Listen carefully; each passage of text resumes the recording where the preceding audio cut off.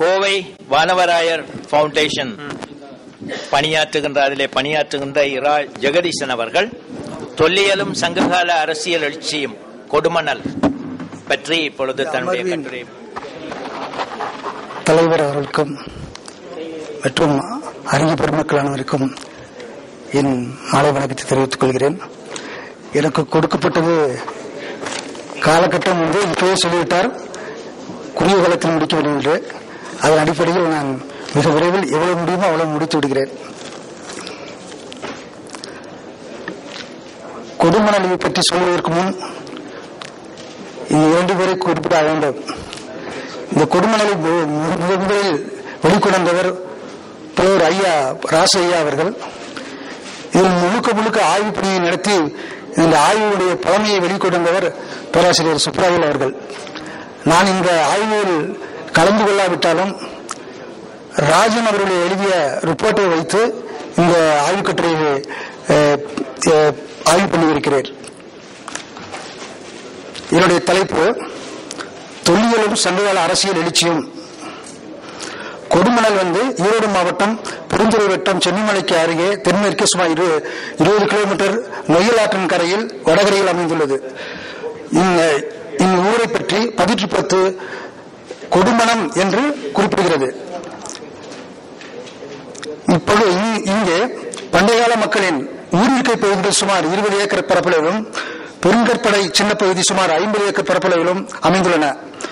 1955, 1986, 1989, 1990, 1997 ஆகிய 5 ஆண்டுகள் தொடர்ந்து தமிழ் பல்கலைக்கழக கல்வெட்டியல் துறையும் தமிழ்நாடு அரசு தொல்லியல் துறையும் அகலாய்வு செய்துள்ளன. ஊரிருக்கை பகுதியில் சுமார் 48 குழிகளும் பெருங்கற்சின்னத்தில் 19 பதுக்கைகளும் அகலாய்வு செய்யப்பட்டுள்ளன. 100கணக்கான குறியீடுகள் பொறுப்புகள் பெற்ற மண்பாட்ட ஓடுகள், 100க்கும் மேற்பட்ட தமிழ் பிராமி எழுத்து பொறிப்பு ஓடுகள் கிடைத்துள்ளன. இந்த அகலாய்வு சான்றுகளை கொண்டு இதனுடைய காலம் கிமு 3ஆம் நூற்றாண்டு முதல் கிபி 3ஆம் நூற்றாண்டு வரை என கணிக்கப்பட்டுள்ளது. இது தற்போது எல்லா பெரும்பாலான ஏற்றுக்கொள்ளப்பட்ட சங்க காலத்தை ஒத்ததாகும்.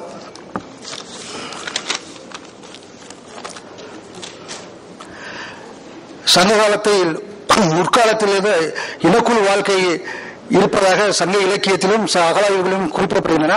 கொடுமணலில் இந்த இனக்குழு வாழ்க்கை அமைந்ததற்கான சான்றுகள் கிடைத்துள்ளது. அகலாய்வில் இனக்குழு வாழ்க்கை தொடக்கத்தில் உணவு சேகரித்தலையும் வேட்டையாடுதலையும் கிடைத்ததை பகிர்ந்து கூட்டு வாழ்க்கை நடத்தியதையும் குறிப்பிடுகிறது. இனக்குழு வாழ்க்கைக்கு தலைவன் யாரும் குறிப்பிடப்படவில்லை. அதே மாதிரி சங்க பாடல்களில் அகம் 10, 63, 70, புறம் 325 ஆகிய சங்க பாடல்களில் இனக்குழு வாழ்க்கையை பற்றி இந்த வாழ்க்கையை பற்றி குறிப்பிடுகின்றன. அதே போன்று இனக்குழு வாழ்க்கையில் அவர்களுடைய குலக்குறியீடே குறிப்பிடப்படுகிறது. ராஜன் கொடுமணல் அகலாய்வில் கிட்டத்தட்ட 50 குலக்குறியீடுகள் இருப்பதாக குறிப்பிட்டிருக்கிறார். இந்த குலக்குறியீடுகள் இனக்குழு மக்களின் எண்ணங்களை ஒளி வடிவமாகவும் கருத்து வடிவமாகவும் வெளிப்படுவதாக எண்ணுகிறார். அகலாய்வில் இந்த குலக்குறியீடுகள், அதாவது லோயர், அந்த லேயர்ல அடிப்பகுதி லேயர்ல குலக்குறியீடுல அழகா அது அடிப்பகுதியில் பாலநிலையில குலக்குறியீடு மட்டும் காணப்படுகிறது. இந்த குலக்குறியீடு எல்லாம் ராஜன் அவர்களால் வெளியிடப்பட்ட இதிலிருந்து எடுக்கப்பட்டது. இந்த குலக்குறியீடுகள் எல்லாம் கொடுமணையில் கிடைத்த குலக்குறியீடுகள் ஆகும். இந்த குலக்குறியீடுகளுக்கு மேலே இருக்கிற பாலநிலையில் உள்ளதை குலக்குறியீடுடன் தமிழ் எழுத்துக்களும் சேர்ந்து காணப்படுகின்றன. அந்த இது குலக்குறியீடு கிடைத்த உடனே குலக்குறியீடு நின்ற பாலநிலைக்கு அடுத்த மேல் பாலநிலையில குலக்குறியீடும் எழுத்தும் உள்ள பாலநிலை காணப்படுகிறது. அந்த பாலநிலைக்கு அடுத்தது அதற்கு மேல் உள்ள பாலநிலையில் தமிழ் எழுத்து பொறிக்கு மட்டும் தமிழ் பிராமி எழுத்து பொறிக்கப்பட்ட பாலநிலைகளே காணப்படுகின்றன.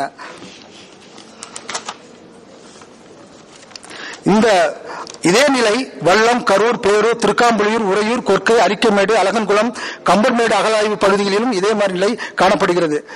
கொடுமணலில் சுமார் இந்த குலக்குறியீடுகள் கருப்பு சிவப்பு ஓடுகள் மற்றும் காவி கலவை பூசப்பட்ட ஓடுகள் போன்ற இந்த 2 வகை ஓடுகளில் மட்டுமே காணப்படுவதால் இந்த குலக்குறியீடு காலகட்டத்தில் இந்த 2 வகை ஓடுகளே பயன்படுத்தப்பட்டிருக்கலாம் என்று கருதலாம். செரின் ரத்னாகர் இந்த இனக்குழு சமூகத்தில் தலைவன் உருவாகவில்லை என்று கருதுகிறார். இந்த குலக்குறியீடு வாழ்க்கையின் பிற்காலத்தில் தலைவன் தோன்றுகிறான். இவன் பூசல் காலங்களில் மட்டும் தலைவன். பிற மக்களைப் போல சாதாரண நிலையில் இருந்தான். தனிச்சலுகள் கிடையாது. மக்களோடு சேர்ந்து உணவை சேகரித்து பங்கு வைத்துக் கொடுத்த தொழிலை இவன் செய்தான். இவனை சங்கப்பாடுகளில் சிறூர் மன்னன், கிளார், கோன், வன்மையோன் என்று குறிப்பிடுகின்றன. கொடுமணல் அகலாய்வில் அடியில் உள்ள பாலநிலைக்கு மேல் உள்ள பாலநிலையில் கோன், கோழை என்று தமிழ் பிராமி பொறிக்கப்பட்ட உள்ள ஓடுகள் காணப்படுகின்றன. இந்த ஓடுகளில் குறியீடுகளுடன் சேர்த்து கோன் என்றும் கோழை என்றும் தமிழ் பிராமி எழுத்துக்கள் பொறிக்கப்பட்டுள்ளதை பார்க்கலாம். இதே நிலை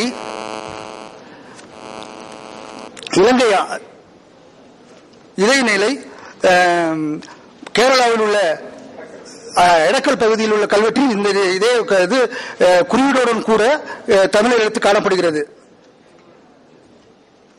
இது இலங்கையில் உள்ள ஒரு கல்வெட்டு. இந்த இலங்கை கல்வெட்டில் எழுத்துக்கு பின்னாடி ஒரு தலைவனுடைய காலையில் அவர் சார் சொன்னாரு, இந்த பெருமகன் என்பதற்கு இது சிம்பலாக இருக்கலாம். பெருமகன் என்று சொன்னாரு, அதுக்கு இது கடைசியில் இருக்கிறது பெருமகனுடைய சிம்பலாக கருதுகலாம். இது இலங்கையில் அணைக்கோட்டை பகுதியில் கிடைத்த ஒரு முத்திரை, பெருங்கற்கால சின்னத்தில் கிடைக்கப்பட்ட முத்திரை. இதில் கோதா என்று பொறிக்கப்பட்டு இது மேலே சின்ன முத்திரை சிம்பலும் காட்டப்பட்டுள்ளது. இதற்கு அடுத்தபடியாக கிளாரை பற்றியும் கொங்கு நாட்டு பகுதியில் கல்வெட்டு கிடைத்திருக்கிறது. அம்மன் கோயில் பற்றியில் கோவூர் கிளார் என்ற கல்வெட்டு கிபி 4ஆம் நூற்றாண்டு கல்வெட்டை காணப்படுகிறது. அதனால் கிளார் என்ற பகுதி இதுவே கிளாரை பற்றி குறிப்பிடும் பழமையான கல்வெட்டு. இது கொடுமனையில் கிடைத்த பெருங்கற் சின்னத்தில் ஒரு பெருங்கற் சின்னத்தில் கிடைத்த கார்னிலியன் மணி பொறிக்கப்பட்ட பதித்த புலி சின்னம், புலி பொம்மை. இது அந்த பெருங்கற் சின்னத்தில் 2220 கார்னிலியன் மணியில் இருந்த ஒரு பெருங்கற் சின்னம். இதை அந்த ஊர் தலைவனுடைய பெருங்கற் சின்னமாக இருக்கலாம் என்று கருதுகின்றனர். அதுக்கடுத்து ஊர் தலைவனுக்கு கிளார் ஊர் சிற்றூர் மன்னனுக்கு அடுத்து வேளிர் என்ற ஒரு நிலை வருவதை காண முடிகிறது. இந்த வேளிர்கள் போர்க்கால இனக்குழு தலைவன் நிரந்தரமாகின்றான். வேளாண்மை கைத்தொழில் வளர்ச்சி அடைகிறது. அதனால் வணிகம் வளர்ச்சி அடைகிறது. இதன் காரணமாக நிலப்பரப்பை விரிவாக்குகின்ற ஆசை மன்னனிடம் வருகிறது. அதன் அடிப்படையில் குறுநில மன்னர்கள் உருவாகிறார்கள். கொடுமணலில் இந்த நிலையை காண முடிகிறது. கொடுமணல் இந்த மணி கிடைத்தது இந்த வேளிராக இருக்கும் என்று கருதப்படுகிறது. இங்கே வேலாதன் பூதவன் வேல் அலி தடா சாத்தந்தை வேல் என்ற ஓடுகள் எழுதப்பட்ட ஓடுகள் கிடைக்கின்றன. அதே போன்று வேலூர் ஆட்சியோட குழு இருந்ததற்கு 1810 கழுவுள்ள சேர்த்து கழுவுளை எதிர்த்து போட்டியிட்ட, அதாவது சேரமன்னன் பெருஞ்சேர இரும்புரைக்கு உறுதுணையாக சென்ற 14 வேளிர்களை பற்றி 1810 கூறுகிறது. அதனால் இங்கு வேலூர் ஆட்சி இருந்ததற்கான சான்று காணப்படுகிறது. அதுக்கடுத்து கரூரில் வேளிர் சாமன் சாதன் சாத்துவேல் என்பதை இதை பூங்குன்றன் சாதன் சாத்துவேல் என்று படிக்கிறார். இந்த வெள்ளி மோதிரங்கள் காணப்படுகின்றன. அடுத்து புகழூர் கல்வெட்டில் பிட்டன், பிட்டந்தை, கொட்டந்தை ஆகிய வேளிர்கள் பற்றிய குறிப்புகள் காணப்படுகின்றன. சங்க பாடல்கள் இதை பற்றி பாடப்பட்டதாக தொல்பொருள் ஆய்வுத்துறையினர் குறிப்பிடுகிறார்கள். இதற்கு அடுத்து சேரமனுடைய புகழூர் கல்வெட்டு சேரவேல் பற்றிய குறிப்பிடுகிறது. இந்த கல்வெட்டு இங்கு வேளிர்கள் ஆட்சி முடிந்து வேந்தர் ஆட்சி ஏற்பட்டதற்கான சான்றாக கொள்ளலாம். கொடுமணல் அகலாய்வில் குடிநிலை இனக்குழு வாழ்க்கையும் அதற்கு பின் கிளார் கோனுடைய அரசியல் எழுச்சியும் அதற்கு பின்னுடைய வேளிர் எழுச்சியும் இருப்பதை இந்த அகலாய்வுகள் சுட்டிக்காட்டுகின்றன. இந்த அகலாய்வின் இறுதியில் கொங்கு நாட்டில் வேளிர்களை சங்க இலக்கியங்கள் கொங்கு நாட்டு பகுதியில் நடைபெற்ற அகலாய்வில் வேளிர் வரையிலான அரசியல் எழுச்சியை காண முடிகிறது. இங்கு வேந்தர் எழுச்சி ஏற்படவில்லை. ஆனால் இப்பகுதியில் உயர்வு பெற்றிருந்த வேளிர்களும் சேரர்களும் பாண்டியர்களும் வெற்றி கொள்ள முற்பட்டனர். இதில் இறுதியில் சேரர்கள் வென்று கொங்கு நாட்டில் வேந்தர் ஆட்சியை ஏற்படுத்தியுள்ளதை சங்கல் பாடல்களும் புகழூர் கல்வெட்டுகளும் சான்று காட்டுகின்றன. இதன்படி கொடுமணல் அகழாய்வில் இப்பகுதியில் கிடைத்துள்ள தொல்லியல் சான்றுகளும் இங்கு தொடக்கத்தில் இனக்குழு வாழ்க்கையும் இவற்றிலிருந்து இனக்குழு தலைவர் உருவாகியதையும் அதிலிருந்து வேளிர்கள் எழுச்சி பெற்றதையும் இறுதியில் இப்பகுதியில் வேளிர்கள் வென்று சேரர்கள் ஆட்சி ஏற்பட்டதையும் காட்டுகின்றன. நன்றி, வணக்கம்.